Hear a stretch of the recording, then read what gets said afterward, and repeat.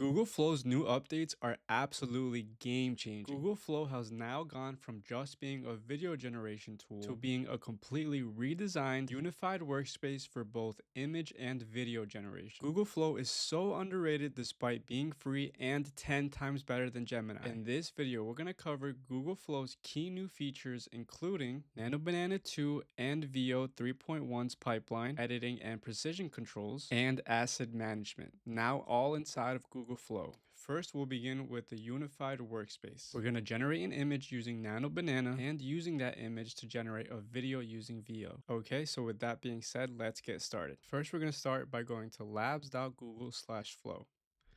Then we're going to click on Create with Flow. Here, we're going to create a new project.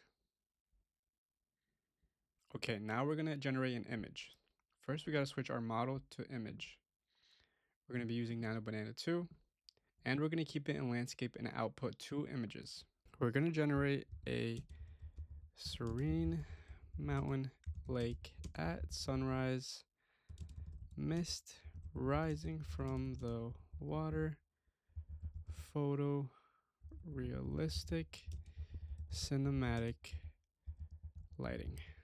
Okay, let's go ahead and do that. Now, a key difference to note between Gemini and Google Flow is that here we can generate up to 4 images per prompt, and we can pick whether we want landscape or portrait. We also have 3 models to choose from: Nano Banana Pro, Nano Banana 2, and Image Gen 4. This alone is such a powerful distinction from Google Gemini. Okay, now we can see here we have our images. They're very high quality, very crispy. And we're going to go with this image. Okay, so now we're going to use this image to generate a video. We do that by clicking on the 3 dots. We're going to add to prompt, and we're going to change it to video. We're going to keep it landscape and keep it fast for the sake of keeping this video fast. Okay, we're going to import our prompt.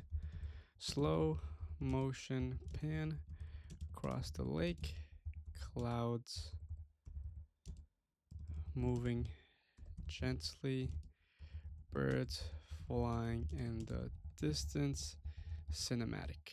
All right, let's go ahead and do that. And also, just like with the image generation, we have multiple options for our model. We have the fast version, we have the quality, and we have Veo 2 fast and quality, but they will no longer be here starting March 9th. Apart from that, we can also have up to 4 videos outputted per prompt. And we can pick landscape or portrait mode. Let's wait for that to cook up. Okay, now let's take a look at the videos that were generated. Here you can see super high quality. It includes every part of our prompt, and it looks really good, cinematic. Let's also enable the audio so we can hear it.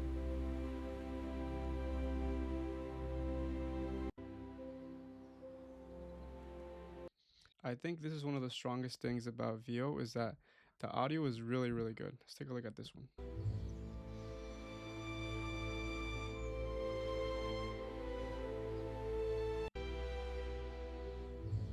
As you can see, both the videos are very, very high quality. Now let's pivot for a second. There's a new functionality added called collections. Collections is something that's used to help you stay organized. Let me show you guys this in action.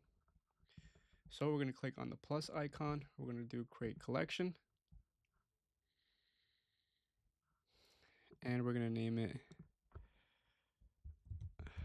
lake. Okay, and then we can drag and drop these images and videos into this collection. And the great part about it is that once this gets really messy, it gets really cluttered, we can just use this search functionality to look things up. So here we only have one thing, so we're going to look up lake, which we have here.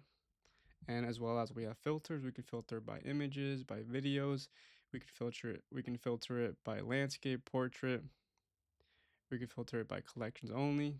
This is really, really useful for people like me who are very, very messy, unorganized, and cluttered.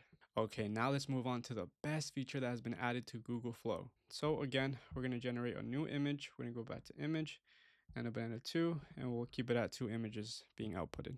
Okay, we're going to give it a prompt, a park bench in a city park, 2 people sitting on it, trees in background, bright sunny day.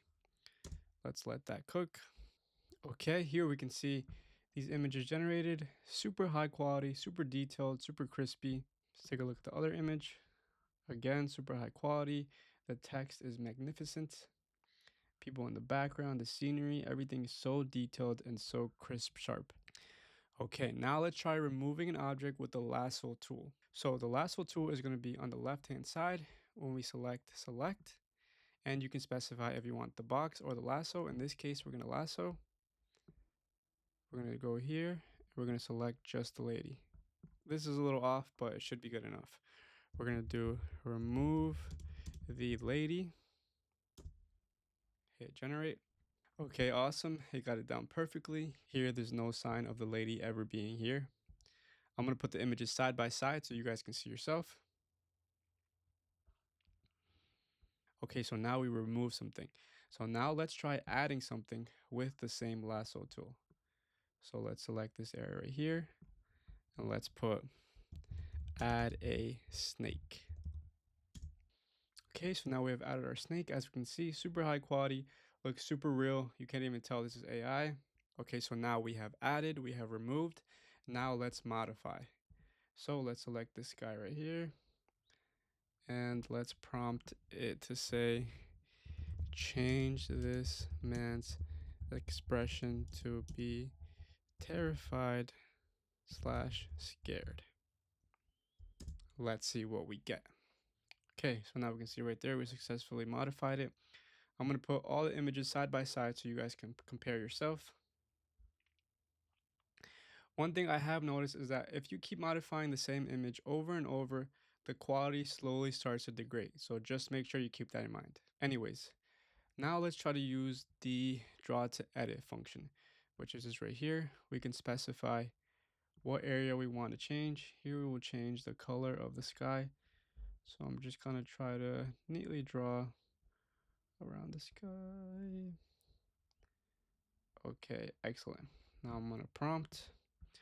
I'm gonna say, make the sky more dramatic with sunset colors. Hey, okay.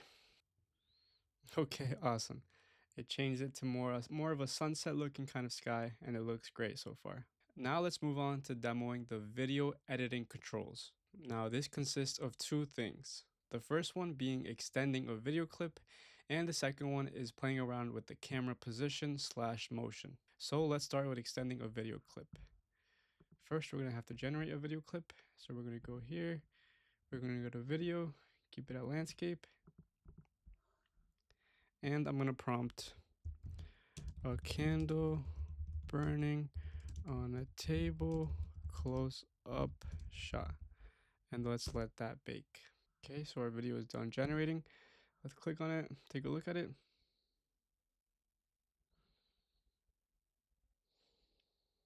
See right there, it's just a video of a candle burning. So now we are going to extend this clip. So make sure extend is selected. It's asking us what happens next. We're gonna put continue naturally until the candle is no longer on. And we're gonna hit generate. Okay, and here we can see this is an extended version of our original clip. So not only does it contain the original clip, but now it also contains our extended clip. So it basically just doubled in length.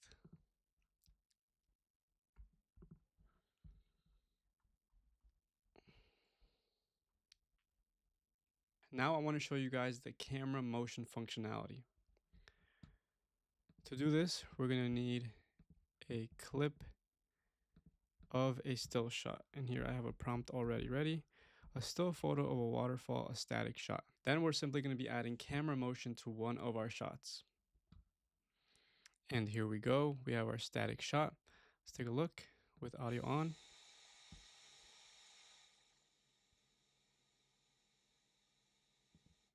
As you can see, it's a really nice static shot, super high quality.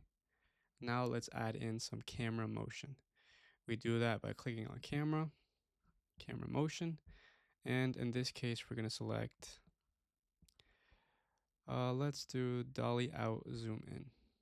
Okay, and then we click generate. and now we wait. So this is basically just moving the camera. It's staying in the same position, but it's just moving in and out. Next, we will be demonstrating changing the camera position. It's a little bit different from camera motion, where we have live motion going on. And if we have it, our camera motion added. Here is our original clip and our camera motion side by side, so you guys can compare the difference yourself. Now let's go back to our original and let's change the camera position. So let's make it high so we can see the difference. Let's say generate and we wait. And now we have the same clip just from a higher camera position. I'm going to be putting the two clips side by side so you can compare yourself. And guys, I've been using Google Flow for about a year now, and it's so much better than Gemini. I'm so surprised more people aren't actually using it. It's kind of mind-blowing to me, honestly. Because just on the fact alone that you can have up to 4 outputs per prompt is way better than Gemini. But yeah, guys, that's pretty much it. If you have any questions, please feel free to leave it below in the comments, and I'll try to get back to you as soon as possible. But with that being said, thank you guys for watching, and I will see you in the next one.